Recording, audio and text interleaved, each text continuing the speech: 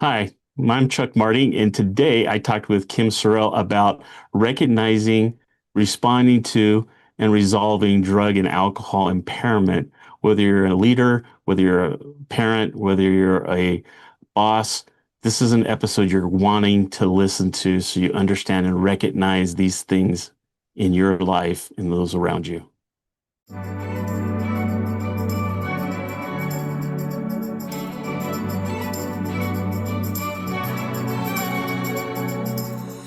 Welcome to the show. I'm so happy you're here. You are going to be so happy you are here. I'm Kim Sorrelle. I'm an author. I'm a speaker. I'm a grandma. I'm a mom. I get to do a lot of fun things in life, but my favorite thing to do by far is meet people. I love meeting people. I love hearing their stories. We're all so unique and individual that I don't know, there's just something about knowing what's behind the face, right? And what's behind the story and what brought people to where they are today that just excites me. I just love it. And I get to meet extraordinary, wonderful people all the time. And today is no exception to that. Chuck is my guest. You're going to love him. I've been listening to a lot of his stuff, reading all about him. And he comes from this place that not everybody comes from. He just comes from this place of service. Like he truly cares about people and wants the best for people and works with some pretty tough subjects but he makes it easy to figure out how to reach out to people and how to really help people. And I appreciate that so much about him. You're going to hear all about that. So let's get going. Chuck, welcome to the show. Thank you so much. It's a pleasure being here. Yeah, well, it's a pleasure for me to have you for sure, for sure. So Chuck, I want people to get to know you before we get into a lot of the other nitty-gritty stuff. And so I want to hear about 8-year-old Chuck. Boy, you know, 8-year old Chuck was very optimistic. I had a very good childhood. I had really good parents. I was really blessed. And so I didn't have too many trials until later on. And kind of led me down the road that I'm on right now. So I don't know if you're wanting me to go to that point and speed it up a little bit. Um, Well, but let's talk about, yeah, so you had a great childhood. So you're the yeah. kid, were you the one that had to come home when the street lights went on in the summer, that kind Oh, of childhood? oh yeah, yeah. Yeah, The street lights are home. You better be in the house ready for dinner. So that's right. that was one of those things. You know, I remember just going and getting my chores done and doing the things that I was supposed to do so I could get out of the house to go and meet with my friends. And it was kind of crazy because you just went and you did anything. I think if my parents would have known half the stuff that we were getting into, we would have probably been in a lot of trouble. So, But yeah, probably. That would be interesting to hear about some of those things that you were doing. yeah. Yeah, Yeah, but it was, typical boy things, for me, it was typical, going out with your friends and running around and just carefree, just knowing that you could go and do whatever and going out and there's a field that had a bunch of horses and cows. We'd go over there and we'd start messing with the cows and horses, chasing them around or getting them to chase us and, playing lifetime tag. So yeah, yeah. we we had some interesting experiences that way, but yeah, I lived in a rural community, so you really didn't want to get into too much trouble because they'd call your parents and everybody knew everybody. And so it wasn't like you could hide anything. And, but I think for the most part, there was a lot of love and care in the community at that point because everybody knew each other. I think they had a vested interest in seeing you being the type of person that you were supposed to be. And they wanted to make sure that you lived up to those ideals that your parents, because they knew your parents, they knew that where you came from, that there were some expectations and they expected you to live up to those. So it Yeah. was fun. I like that. I like that. Yeah, well, and there's something about this, childhood curiosity, right? And imagination and how you can kind of turn anything into a game and have fun wherever it happens to be. You just kind of make your own fun where you go, including tipping cows or whatever you're doing in the fields, I guess. But I love that. I love that. That, sometimes you hear about people's childhoods and they're riddled with horribleness. And Mhm. it's nice to hear when somebody says, I had great parents. And I had a great childhood and I had fun growing up and did fun things. And so that's a wonderful thing to hear. It's what you wish everybody was able to say. Yeah, I was very blessed. I don't have too much to complain about, Yeah. but Yeah. So did you play cops and robbers at all? yeah, I did and played Cowboys and Indians and all that kind of stuff. I had a lot of fun with that. I kind of had a fascination with police work and stuff like that early on. But I think, at the age of 14, I was walking down the street. I was going to go and meet my friends, go play football in the park. In fact, I remember throwing the football up in the air, catching it, walking down the street, and I had a guy that grabbed me, 14 years old, grabbed me and tried to take me away with him. Scared me to death, and the only thing that I could think of at that point, because I knew there was something wrong with this guy. I didn't know what it was, but I knew there was something seriously wrong with this person. And I just had the voice of my grandmother and my mother in my head and they're just yelling, run. And so that's what I did. I ran like my hair was on fire. And I went up to the first door I could get to, began pounding on it, trying to get help. And they let me in. Thankfully, I wasn't that far away from my house. I was able to call my mom. And of course, my mom was there like really quick. Mama Bear was there to try and protect her young one. Mhm. And I remember telling her what happened, and we saw this guy. He was still walking down the street, and they had called 911, and the police got him about a half mile down the street. So that was a sense of relief for me. But what really made the impression on me was later that night when I was at home. I remember being kind of scared and not really knowing, I knew this guy had been arrested, but I didn't know what was going to happen after that. Mhm. Well, this police officer that arrested this guy came to my house to check on me, to just see if I was okay and to let me know that everything was all right and to reassure me that this guy didn't know where I lived. He wasn't going to find me. It was just one of those things that he was high on drugs and probably wouldn't even remember what happened. But the impression that he gave me in that moment, I felt, if I could do this for somebody else that went through something similar as me to make them feel good and safe, I want to do that. And so I asked him, I said, well, how do I do what you're doing? 14-year-old kid, you're curious. And he said, well, we have a police explorer group and you can, it's kind of like the Boy Scouts and you're able to go into that and it shows you what police work is all about. And he says, you have to be 15. And I'm like, well, I'll be 15 in about 6 months. Yeah. So I actually was lucky that I was able to get into that at a young age because I got to have a real reality glimpse of what police work was. I got to see a lot of things that probably 15-year-old kids didn't ever get to see. And I knew early on, yeah, this is definitely what I want to do. Yeah. Wow. What an experience. I mean, I can't even imagine. Like, that's a kid's worst nightmare is to be grabbed by somebody and uh, go you to run. I think it's, freeze or flee kind of a response. People can respond a couple different ways. And fortunately, you weren't freezing, you were fleeing. Yeah. And fortunately, somebody was home at the door you went to and you got in. So it all worked out okay. But I would imagine that that night at home would be awfully scary and Oh, wondering yeah. what's going to happen. So what a thing for that police officer. Does that always happen? Do police officers always go and check up on people like that?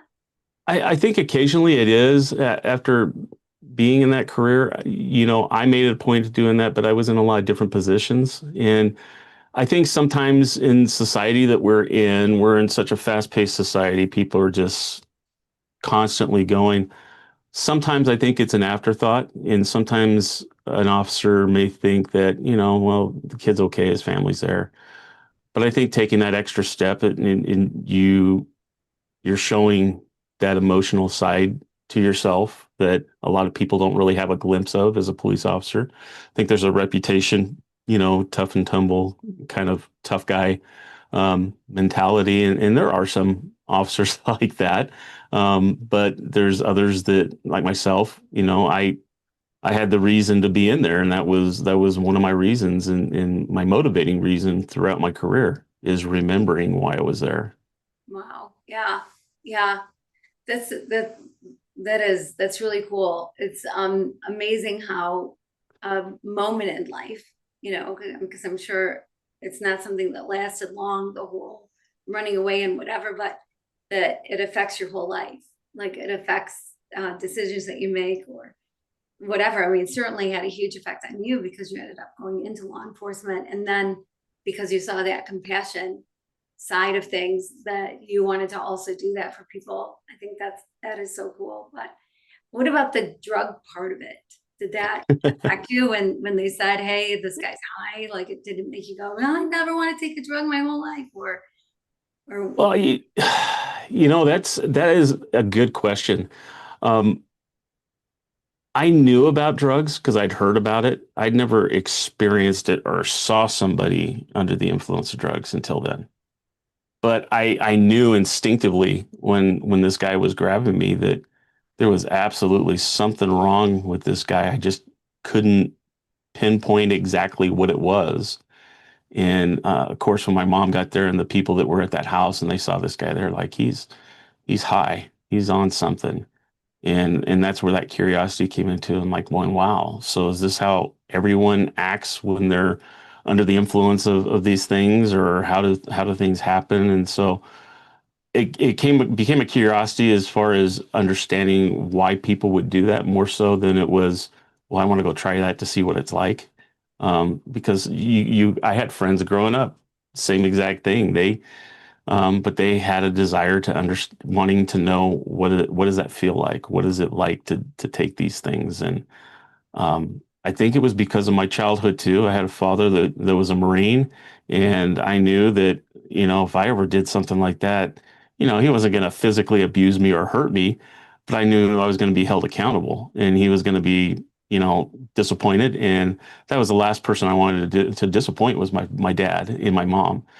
They taught us, probably like a lot of your listeners out there, they were taught, you stay away from people like that, you stay away from drugs, you stay away from alcohol. These are things that could affect your life. And um, I ended up seeing alcoholism in my family with an uncle and some other family members. So I kind of saw that, and I just knew that just wasn't what I wanted. I saw how it affected my cousins and people like that, and I just made a decision early on in life what I wanted. I knew that being a police officer, if I got into that kind of stuff, it would eliminate me from consideration. So I just avoided it and got away from it. yeah, well, smart thing to do for sure. And to learn that so early is a really cool thing.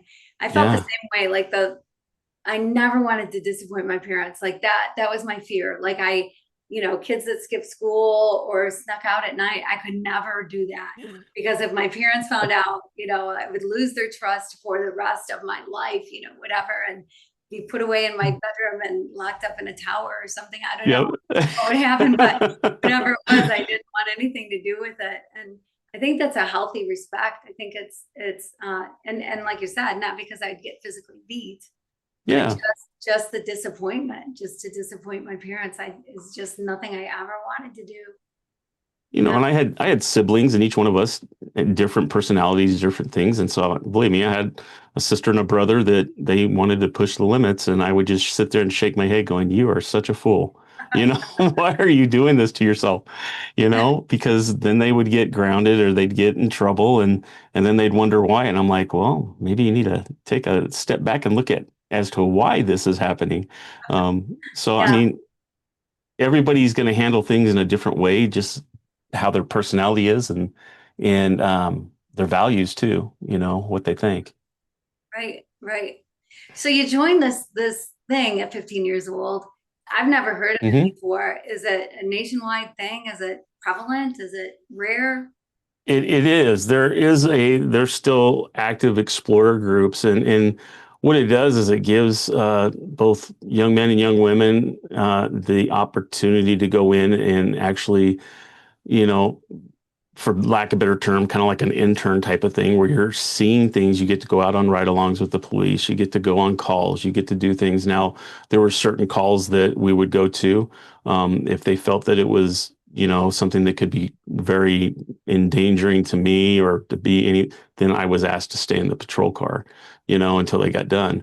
But it was very, very rare that I wasn't able to get out of the car, and get to listen and hear and see how these officers did these things. Now, there were some officers that didn't want to have anything to do with having a kid with them. I mean, it was just personality. And then there was other officers that they were like, "going, yeah, I'll take this kid. I'll go out there," because they felt it was an opportunity for them to mentor and to teach and get that other side of police work that you don't normally get.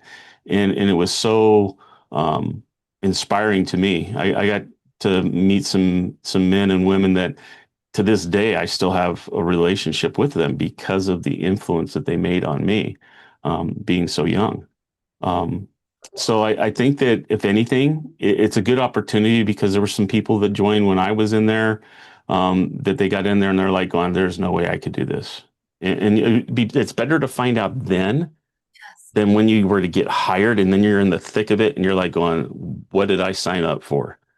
Right. So I kind of went into it with the blinders off. I knew what I was getting into in a sense. It was just actually then having the authority to be able to do the things I saw these officers do as I was growing up. Yeah. Wow. It's a genius program, actually, because you're absolutely right. I mean, some kids are going to get into it and go, "Well, this is absolutely not for me."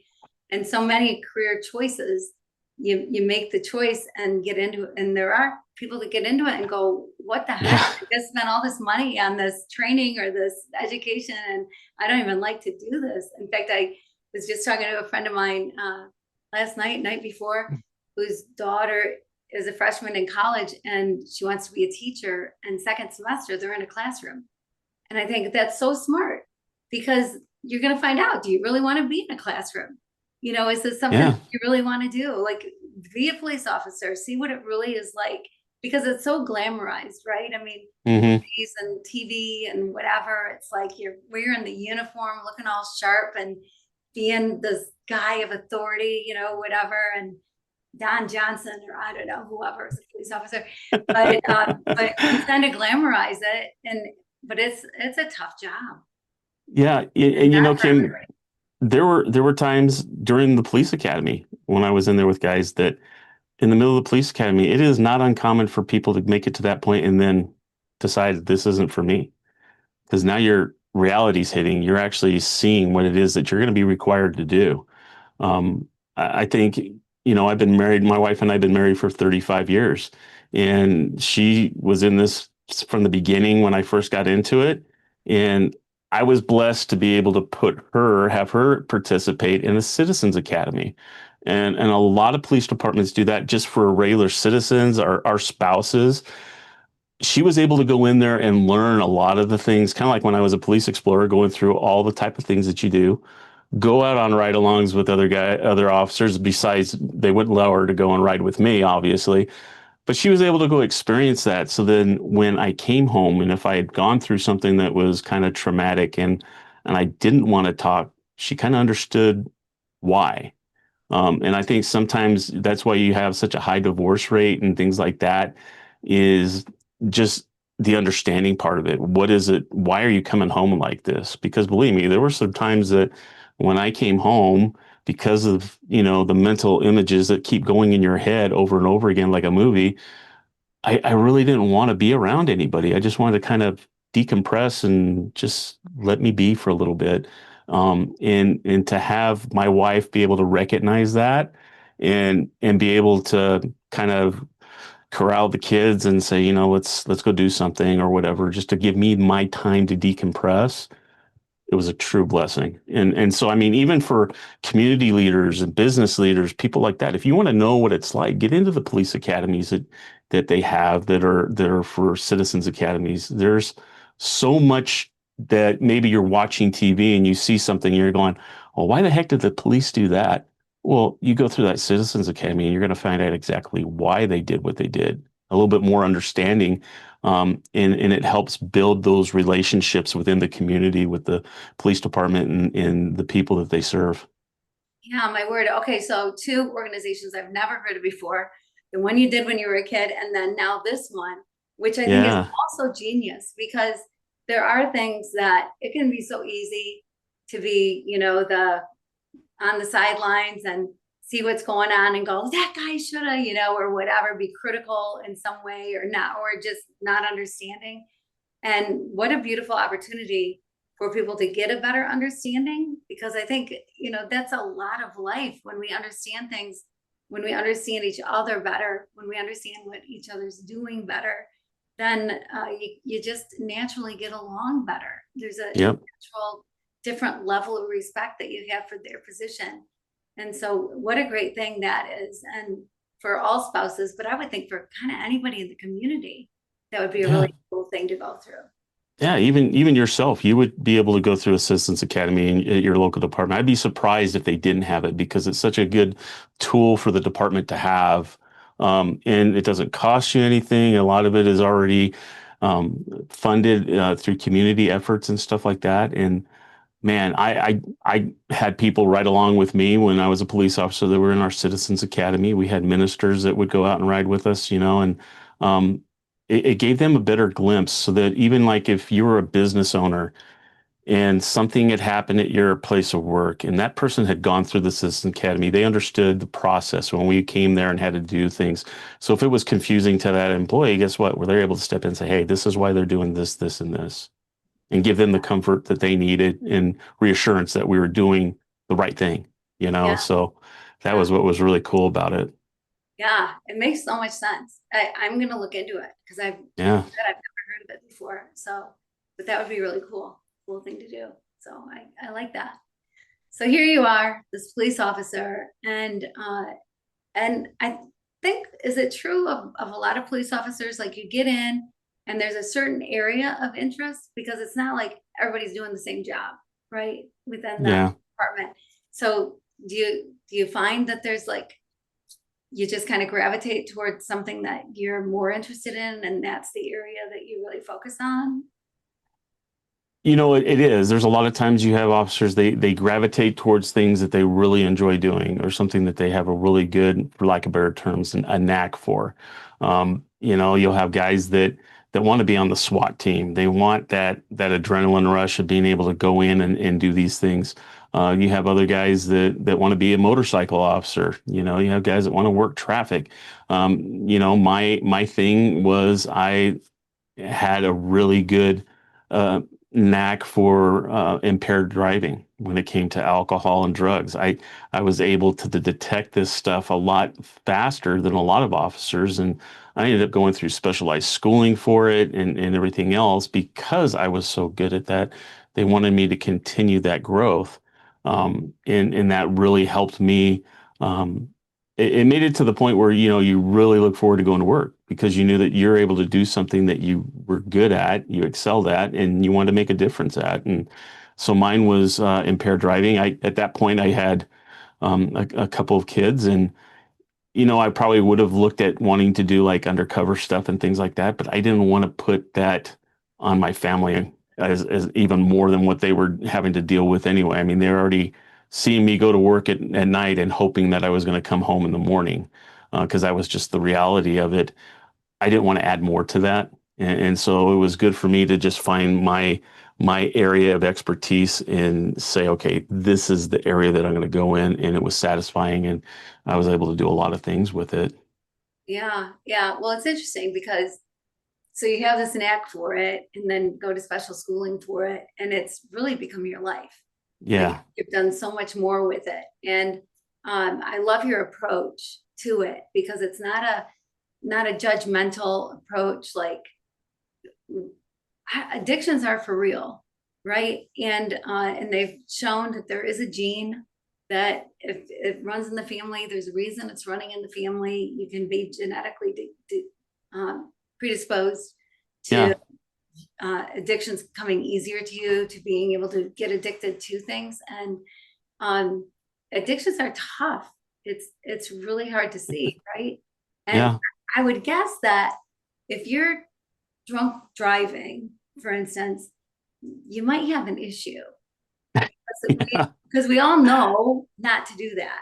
Yeah. And so if you Well, feel compelled to get behind a wheel, maybe one time it's just a stupid thing, but you get more than one DUI, there's probably some classes you ought to be attending. And I think that's a lot of it too. You're hitting the nail on the head with that because, it's hard to read the label when you're inside the bottle. People don't see what you're seeing. Okay, so obviously you think you're okay. I feel all right. I'm good to go. I got really good at DUIs. I ended up, finding driving under the influence of drugs. I started getting really good at that.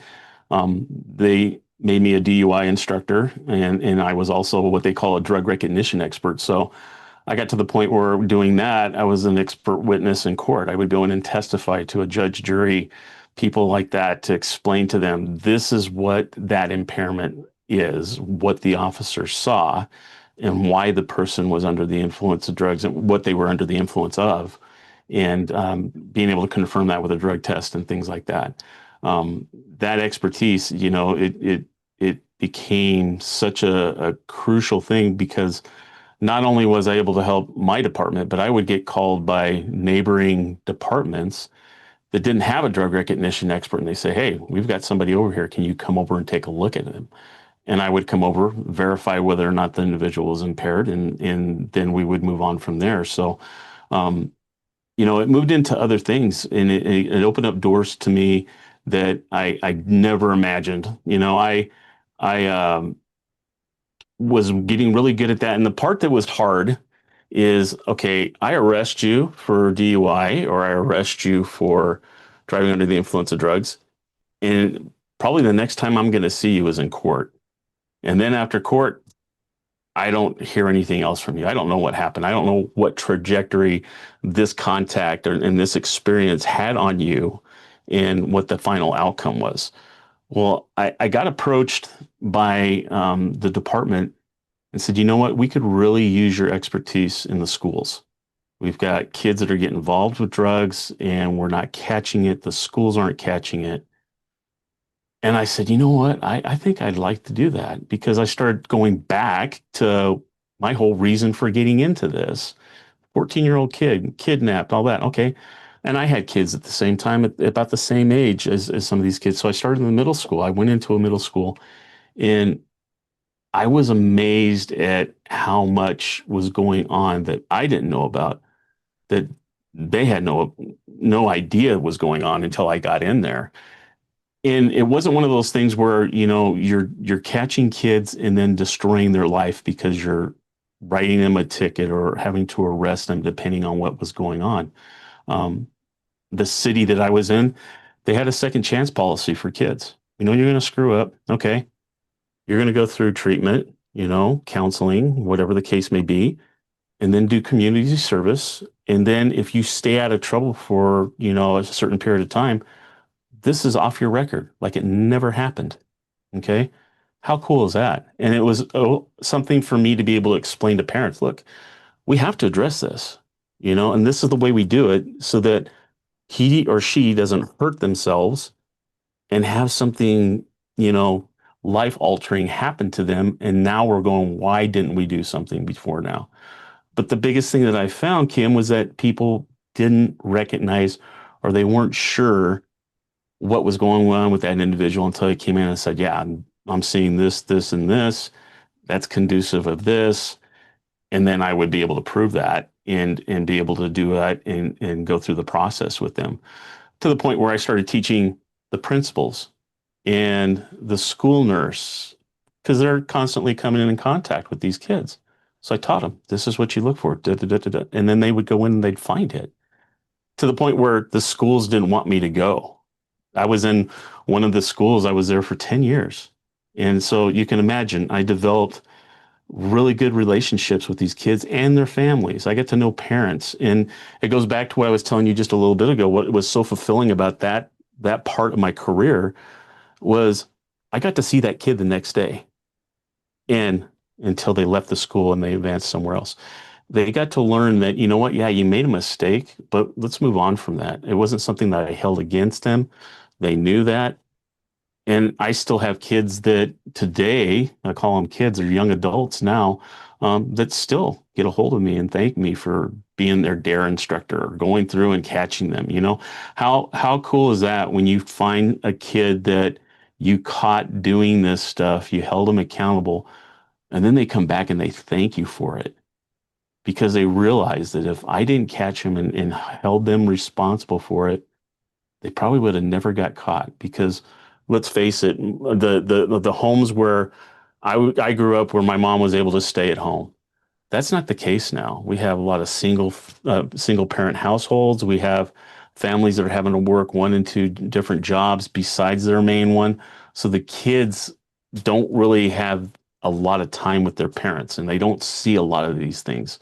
And so it's going to be on they hold the school at a responsibility of finding these things out and letting the parents know, hey, we got an issue here. So I was able to step into that role, and man, it was very fulfilling and very rewarding to be able to do that and to see these things happen. Yeah, yeah. Wow, I would imagine that to be true. And you know, I love your approach to it. Like everything that I've read about you, everything I've listened to, and whatever. It's not oh my gosh, you're a bad kid. You did this thing. It's okay, you're kind of lucky you got caught because now you can change. Things can change for you, and this doesn't have to carry you through into your adulthood and beyond. It doesn't have to change what your life could have been into something much worse. And I love that it's not a condemnation sort of attitude, like you rotten kid doing this rotten thing, but it's you're kind of lucky you got caught because now we can help you. You know, if you don't ever get caught, where's the help involved? Yeah. Sometimes you have to be the voice of reason with a lot of this stuff because what we're taught in society and how you react to these things, how you treat people, it all goes back to, my biggest thing is trying to teach and talk to people and treat people with empathy. That's been my whole thing. By doing that with empathy, and if people feel that you care, they know that you care, then they're going to trust you and they're going to tell you things that they normally wouldn't. It got to the point where, these kids in the summertime, school's not in, so they would get in trouble in the summertime, doing dumb kid things, and they'd get stopped by another police officer, and that police officer would find out that I was their school officer and I would get called over to come and see these kids. They wouldn't talk to this officer, but they would talk to me and they would tell me everything, and then you'd have the officers come to you going, how did that happen? It's like, well, because I built that relationship with them. They know that they're going to be treated fairly with me. They don't know you. It's nothing against you, but if they know they can talk to me, they want to. And that's what I found with a lot of school resource officers. And if you talk to these guys, man, they will tell you it's one of the best assignments that you can have in law enforcement. It was for me, and it was truly rewarding to, like I said, seeing some of these kids as little kids, sixth, seventh, eighth grade kids, and then I go to a restaurant or something, and I have one of them recognize me, but now they're an adult, so I don't know who they are. And they go, "Hey, Officer Marting, do you remember me?" And I'm like, "No, you gotta throw me a bone here. I don't know who you are." We're a And name then tag. they We're a name tag. yeah, and they tell you, and then they talk about their life and everything. You're just like, wow, how Yeah, cool is that? So that's one of the greatest experiences that I could ever have. yeah, that is so cool. That is really cool. Well, and everybody comes from a different home. And so some all parents are going to probably handle it a little differently, or Hmm. there's three major ways parents handle it, or whatever it happens to be. But I would imagine there had to be some tough stuff with parents. Like I recently found out that one of my grandkids, her uh, best friend's parents are big drinkers. They drink a lot, and I think they have an issue. And a lot of times when people have an issue, then they want to share kind of what they're doing to sort of justify their own drinking, or I don't know what it is. But at at too young of an age in high school, they're offering her liquor in their house, and I'm thinking, if anybody did that to one of my kids, I would have been so mad, But different parents, like they think it's fine. There Yeah. are parents that think it's, well, if it's in my home, then I know they're safe, or it's under my watch, then I know it's okay. I mean, you must have seen all kinds of different parents, some Y- easier to work with than others. Like I, how did you approach things like that? that's an excellent question because you're exactly right. I've seen some extremely dysfunctional families, and the kids, like I said, are the ones that if you grow up in that type of environment and you see that all the time, that's normal. So when I come to your house and your family does things totally different than my family does, we're sitting here eating dinner and nobody has alcohol in front of them. Nobody, dad's not over there down in the beer or whatever the case may be like he is at my house. I start noticing things and going, well, why is it so different? And so then you start talking to your friend going, well, how come your parents don't drink or they don't, smoke weed while we're sitting here or, things like that.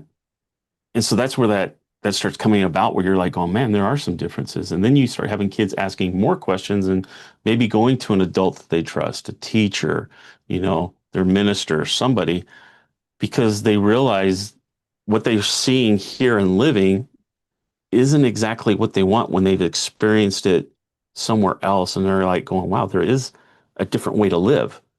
And so then it's trying to bring that together. So, I'm not necessarily saying, look, if you're going to drink alcohol or something like that in your home, that's a bad thing.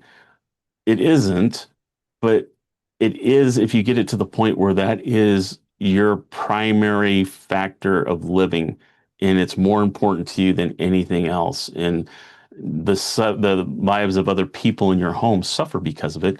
Now we're getting into addiction and everything else, and it can be a very altering thing for family members, kids especially, um, because kids are naturally curious. They want to know, they want to understand, and so when you put them in that situation, you're going to figure it out really quick. And unfortunately, I've had the experience of having to take kids out of homes before because it was not a safe place for them to be. And I wasn't the ultimate authority on you're going to be taken away forever type of thing, but I was able to temporarily take them out of that situation so that we can get some help for mom or dad, or we can do some things now to try and get an intervention in there.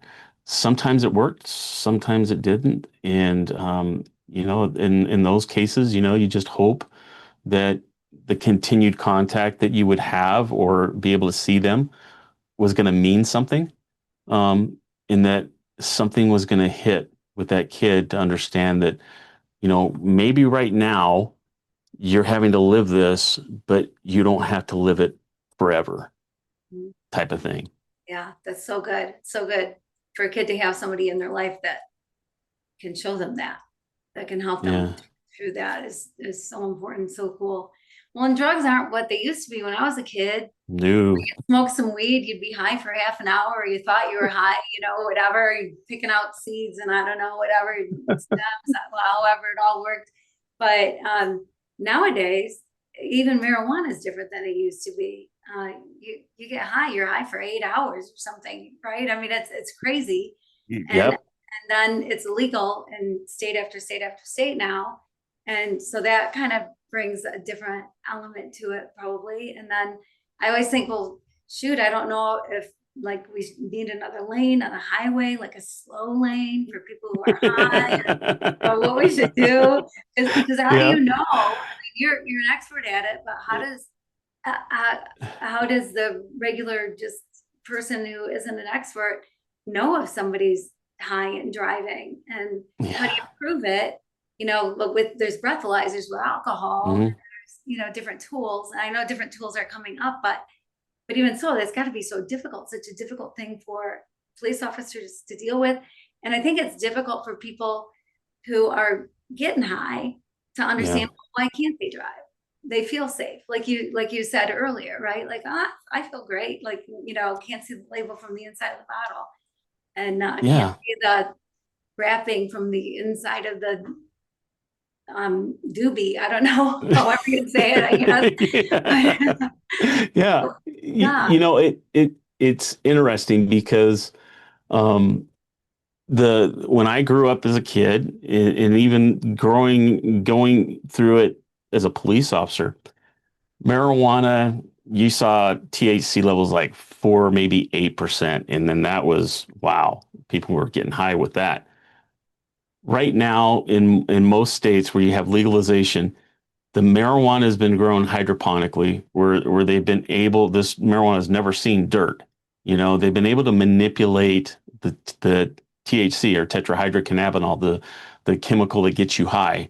They've been able to manipulate that so that 3 to 8% that I was seeing when I was an officer, we're now seeing in smokable product anywhere between 80 to 90% THC levels.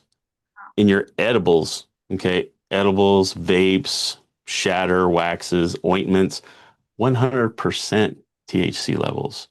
Wow. So it acts as a totally different drug than what we typically thought. This isn't the stuff that you saw with Cheech and Chong movies and things like that. These guys getting high. This is, some of these people report where they can't function after they've done it. We've had people that have had mental breakdowns because of it, because they weren't expecting what they got. Um, and I think there's a distinction that needs to be made too. And that is, we're seeing two things. We're seeing the legalization part of it, and then we're seeing the medical part of it. Now, look, medically, I don't have a dog in the fight with that. If this is something you're using because you have, some serious medical condition that you feel it's going to give you relief, and it's going to help, then God bless you. I hope it does. But my dog in the fight is you getting in your car because you feel like you're okay, and you drive somewhere and you get into an accident and you hurt, or you kill somebody. You can't take that back.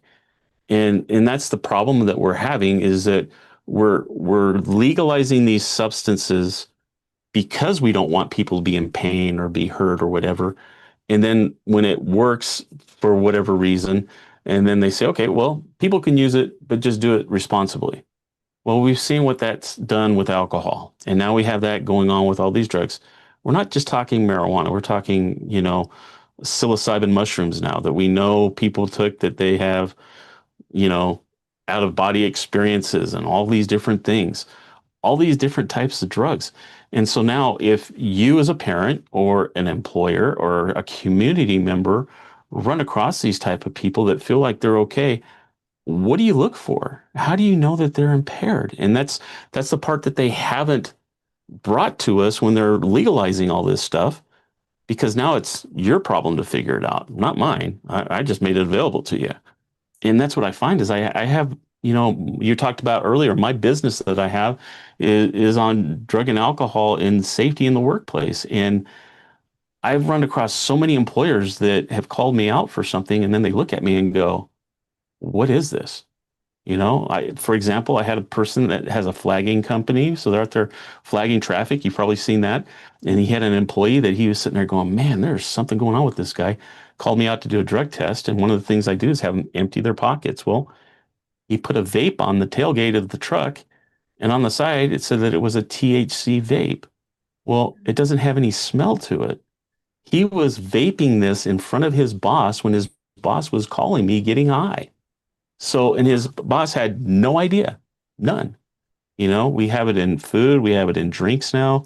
So I could walk into your place of employment with a bottle of water that's been infused with marijuana or THC, and you're not going to know. We have people that are putting it in food now. How are you supposed to police that? Or how many kids do you know that would go to somebody's house and there's something cold in the fridge and just grab it and drink if it didn't look like alcohol? Well, it could be infused with that, and you're not going to know until afterwards. So there are a lot of dangers and things like that. So it's really important. What I've been trying to do is to teach people how to recognize these things. It's not like what you would typically think, like, oh, this person is going to be slurring their words and stuff like that. It could be the appearance of their eyes, not wanting to make eye contact with you because they don't want you to see their eyes dilated or constricted. It could be, being incoherent, not knowing where they're at. When you have somebody that's been doing the same job for 15 years and now you got to explain to them how to do the job because they don't remember the steps in the process, Well, that's something wrong. I teach people, have a 30-second check-in with somebody. Just talk to them for 30 seconds. You see them more than their own families do. You're going to recognize when there's something wrong. Okay. Whether it's he doesn't know how he got to work today, he's very incoherent in how he's answering your questions. You get a detecting smell of some sort. So now you need to talk to him a little bit more to find out what is it that I'm smelling? Are you okay? Things like that. And a lot of it is going back to that empathy part. You have to care. And I tell people, even if you don't care, pretend that you do. And you'll be amazed what people will tell you. They'll tell you everything if they think you care because they want help, is the bottom line. They just don't know where to get it and how to do it. And this is how they're temporarily getting it right now is through these chemicals. Interesting. Yeah. Yeah. It's a whole different world, man. And then you throw in fentanyl or, something else into the mix, and it's like people are dying because they don't know what they're buying. And I don't know, there's just so much. So nowadays, your goal, what does your day-to-day look like? What are your goals and how are you helping people? Well, one of the things that I do is I do a reasonable suspicion training with employers, with community members. I did one for the Lions Club, teaching them these are the things that you need to look for. Okay. Because, like you had mentioned earlier, you're going to have people that just because you feel fine and you don't feel high doesn't mean that you're not outwardly showing those signs of impairment. And that's what I'm looking at. It's kind of like when I would come up and stop somebody for a DUI, and one of the typical answers, how much have you had to drink tonight? And they're like, 2 beers, you know? Well, now when you talk to somebody, well, I smoked weed last night, but I'm not high now. Okay. Well, we know with most substances that there's going to be a period of time that you're still going to exhibit signs of impairment without even knowing it. Okay. So if you do it on a daily basis, there's always going to be some sort of impairment that's going to be involved. Marijuana, for example, it causes what we call tunnel vision. You lose your peripheral vision. You're not be able to see the things on the outside of, things coming from the side. So you end up having that stuff happen.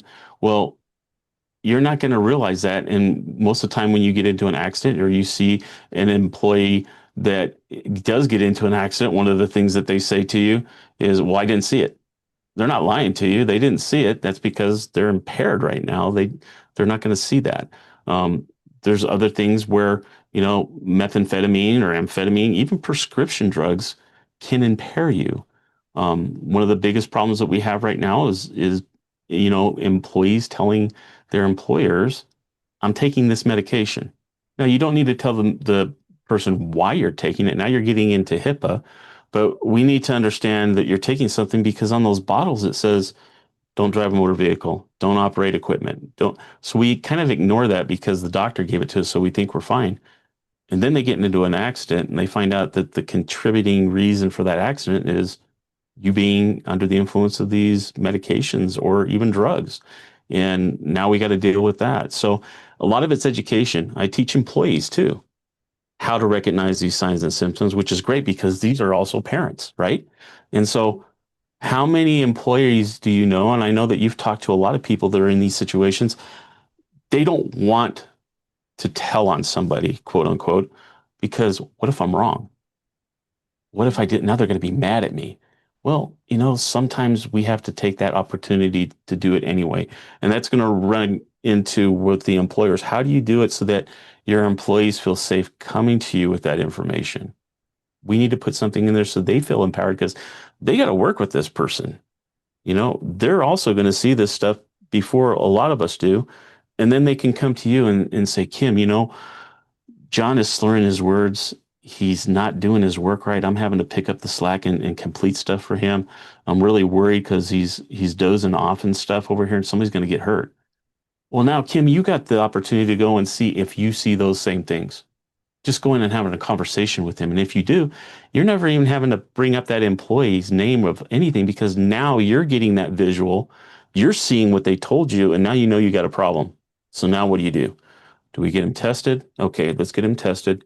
But then what happens after that? That goes into company policies and how they handle it.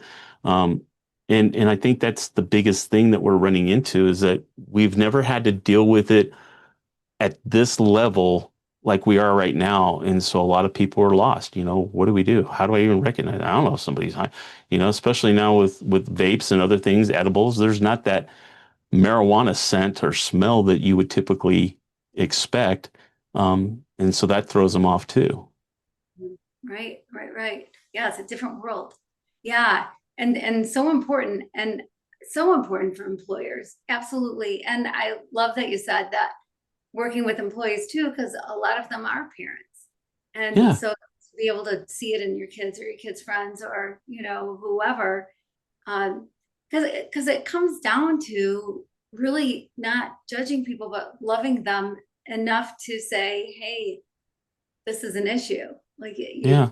if you're doing it at work, you might have a problem because, Well, maybe it's one thing on a Saturday night, you're home alone, but another thing if you're putting people's lives in danger. And so many sure. jobs, if you're not hitting on all cylinders, you can be screwing up and Yeah. hurting people by that. So yeah, it's so You important. know, most people, let me give you an example. We had a guy that was going to work and his employer was thinking maybe he's under the influence of drugs because he was messing up his job, having to redo things, absent-mindedness, becoming real defensive, just things that were totally out of character for this guy who'd been there for many years. And so they had me come in and I'm talking to this guy and I'm getting ready to do his drug test. I'm like going, I pull the supervisor to the side and I'm like, this guy's not doing drugs. I said, we'll confirm it with a drug test, but I can tell you just in my observations and talking to him, there's something else going on. You guys need to have a conversation with him and ask him what else is going on. Well, come to find out, his daughter was getting married. He was freaking out on how he was going to pay for this whole thing. That was what was causing him problems. But what he didn't know, and what most people don't know, is employers pay for what they call an EAP or an employee assistance program. They pay for that every month. You can go to that. And just because he wasn't getting high with something, guess what they did, Kim? They sat down with him and his wife. They helped them find planners to help them get everything organized so that they could get this whole weight of their daughter getting married off of his shoulders, knowing that we can get this taken care of and it's not going to bankrupt me. And guess what happened to him? Came back to work, did his job, didn't have any issues. Who's the good guy in all this? His Right. employer. That's Do so you good. think what kind of dedication do you think you're going to get from an employee now because they know you care, that Right. you showed them empathy? Okay. That's the stuff that we try to train and try to teach people is it doesn't have to, zero tolerance is punitive, it's disciplinary, it's after the fact. What I try to teach people is what I call zero blind spots. I want you to be able to recognize and see this before it gets to that point of being a crisis or somebody getting hurt. It doesn't have to get to that point. But in order to enact that, we have to learn what to look for and then be bold enough to ask questions. And I think it's in how you ask questions. If you do it in an empathetic way towards somebody instead of accusatory or, disciplinary type or, demanding, you're going to get a lot more out of that individual. So it's in how we communicate with people is a big thing that we need to work on as well. Yeah. Yeah. That's so interesting. Yeah. I like the ask questions part of it instead of just pointing a finger and saying, hey, I know you're whatever, but to know what questions to ask and how to ask Yeah. them would make a lot of difference. And Something as simple as what's going on? mm, And then they ask you nothing. Why are you asking? Well, I'm kind of concerned because I'm seeing this, and this just isn't like you. So that's why I'm asking. Can I help you with something? Is there something going on? Guess what? They're going to tell you now because they know that you're not trying to get them in trouble, that you're concerned. You know, I can't tell you how many times I've had people admit to stuff just because of the way I've talked to them, and then taught their supervisors to do that. And then they've come back and said, night and day, things have changed. Now my guys are coming to me before I come to them because they think I need to know something. wow. Wow, that's so cool. And it comes down to leadership and how do you lead? Are you the iron fist, or do you really care about the people that are working Yeah. for you, or working around you? Well, So what are we taught? Most of these guys were really great supervisor or employees, so they think you're going to be a great supervisor. They put them in that position. They say, "Here's the books and stuff. God bless you," and that's the extent of their training. They nobody's taught them how to be that. So what do? They resort to what in their mind makes them think a good leader is. right, You have to be bossy. You have to do this, and that's not the case. And I find that when you take the time to teach leaders how to be great leaders, it rubs off on their team because now they're teaching their team how to be great workers and how to have great communication. And everybody enjoys coming to work then, you know? right, So exactly. it makes a difference. Yeah, Truly does. yeah, yeah, it does. It does. Oh my gosh, this has been so good. And it's so applicable to so many things. So as you're working with employers and they're working with staff and et cetera, I can see it even if you got a friend who you're worried about, instead of the intervention, that show that used to be on TV, and all of a sudden, you're bombarding one person with five people that love you and telling them Yeah. that they've got a problem. You're just asking questions and opening up the dialogue to let the answers come out in a much more loving, natural way. Yeah. That that's so smart. Like that makes all the difference in the world. You're brilliant, Chuck. You're brilliant. Well, I don't know about that, but I told my wife that I needed to write a book when I was a police officer. And then when I started doing this, I told her, I said, I need to write a sequel because I've seen so much. And I did. I ended up writing my book.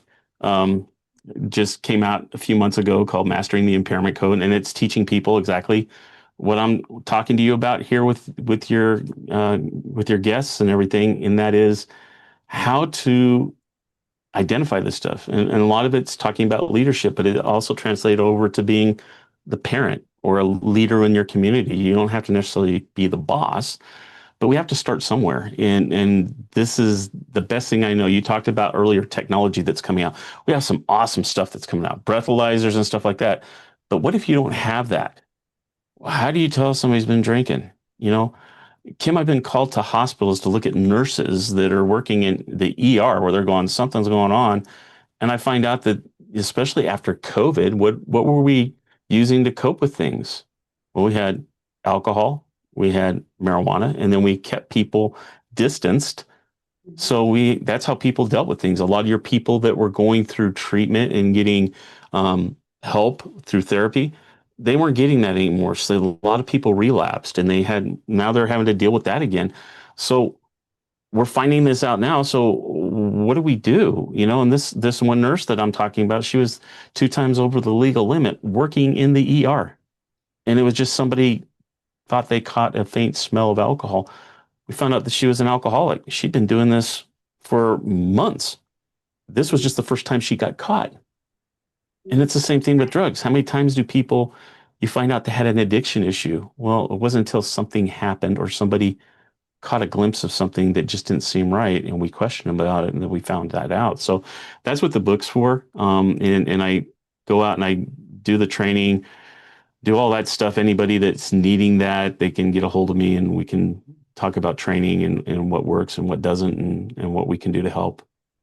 Yeah, I love that. And it really is a great book. And it's a great book for anybody. It's hard to say that because, you're supposed to niche it down and who's it for. First of all, employers, absolutely, like every leader, this is a book that you should have on your shelf. This is a book that you should read and then keep around to refer to because you want to be aware. You want to know if you want to lead from a place of loving people through things. You want to know if somebody's having an issue that you can help them out with before you just go, buddy, you're gone, right? But you want to be able to know, and then everybody beyond that, schools need this, and anybody dealing with people need this, and the hospitals, people need to read this. You think maybe it's part of medical training. It's really not. This is a whole training of its own. And the way you break it down, you make it very understandable, very clear, that you can read the book and then start looking at people and going, oh, there you go. Oh, what about him? Whatever. Like, you just make it very easy to understand. And so I encourage you, buy it, buy the book, buy the book. If you know anybody that it'd be a great book for, send it to them. And it's available now, and it's very good. And I'm sure you're seeing great things come because of it. I am.